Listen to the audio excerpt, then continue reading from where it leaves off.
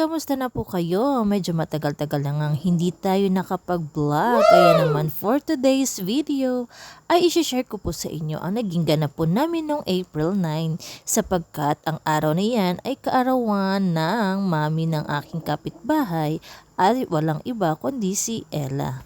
Napagkaisahan nga namin na dito na lang po kami kakain sa Edmas Food Park and Resort located at Santa Cruz, Zambales sapagkat meron din po kaming imimit na special family na malapit po dito. Kaya naman dito kami nag-decide na kakain. At syempre kaya ito rin po yung place na aming pinili dahil tingnan nyo naman mga friend, di ba? Napakaganda, napakaaliwalas ng kanilang lugar at alam nyo ba, napakamura lang po ng pagkain dito. Masarap at syempre napakabait po ng may-ari.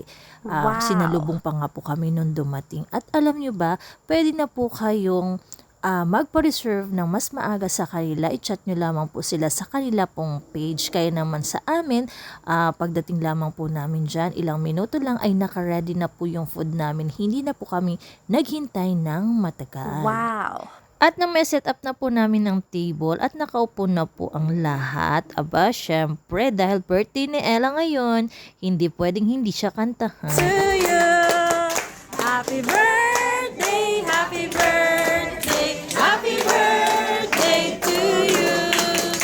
Ayan, at matapos po namin siya awitan, nanalangin na po kami at nagpasalamat sa biyayang ibinigay sa amin at ayan mga friendly, kitang-kita nyo naman tahimik na po ang bawat isa dahil busy na po kaming kumain dyan. Nabilang nyo ba kung ilan kami mga friendly? Sobrang dami namin, di ba? Pero alam nyo, dito po ako natuwa. Nung magbabayad na ako, aba, napakamura lang po ng aking binayaran. Sa lahat po ng makakahula kung magkano po ito, ay i-comment nyo lang sa baba at padadalan ko po kayo ng Starla. Sa mga gusto nga po palang pumunta dito at gusto nyo na rin pong magpa-reserve bago kayo pupunta at ma-ready na lang kanyang pagkain, ay pwede nyo po silang i-message dyan sa kanila pong page. At ito na nga mga friendly, pagkatapos po namin nag-dinner ay naglaro na nga po ang mga batang ito dito sa glass house. Dito ang kanilang playground at nakita nyo naman ang dami nilang pwedeng paglaruan dyan sa loob. May mga slides pa at syempre may bayad po ito mga friendly. Kapag 1 hour ay 100 pesos at kapag 30 minutes ay 80 pesos. At habang kami po ay naghihintay dito sa labas dahil naglalaro pa po ang mga bata sa loob, dito naman po sa labas ang mga isip bata. Meron po nagsiswing at meron din po nagsisiso. Tingnan nyo naman mga friendly, di ba? Ang ganda dito sa labas.